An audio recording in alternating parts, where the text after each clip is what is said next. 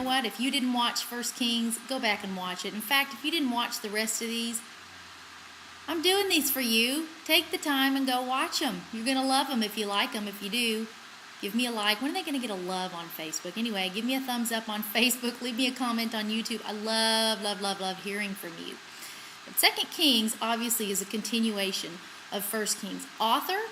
Well, we don't know. Once again, it is suspected that the prophet Jeremiah wrote it. And as far as date written, well, same thing as 1 Kings, somewhere in between 560 and 540 BC. I'd say Jeremiah was a busy little guy during this time. Purpose of writing, division. The division of the kingdom, Israel and Judah. It's a book of turmoil, really. And it ends with the overthrow and the deportation of Israel into captivity, into Assyria and then Babylonia, respectively. Key verse, well, I'm going to choose one that is precious to me and to my life, and I want you to take it for yourself. Work for me. And it is from 2 Kings 2:9. And it's where Elisha has emerged as Elijah's protege, and they've crossed over. And Elijah looks at Elisha, and he says, "Tell me, what can I do for you before I am taken from you? Let me inherit a double portion of your spirit," Elijah replied. You know, one time I had a dream, and in it, Elisha came to me, came around a corner. Now, I don't believe in talking to the dead. I'm just believing that the Lord wanted me to be mindful of this passage, so he showed me Elisha in this dream. And he came around the corner, and he asked me if I would take a vow to pray for America.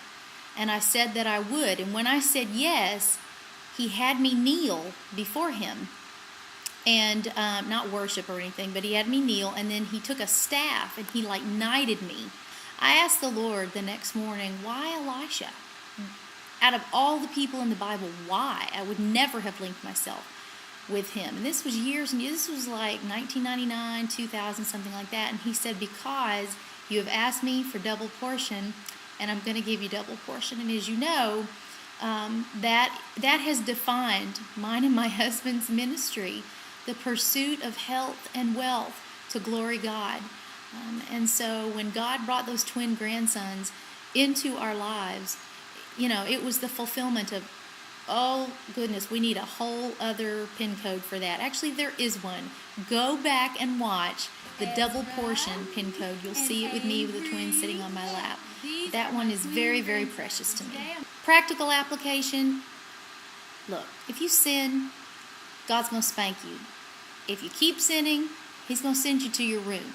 So deal with sin in your life and don't keep going into captivity after captivity after captivity.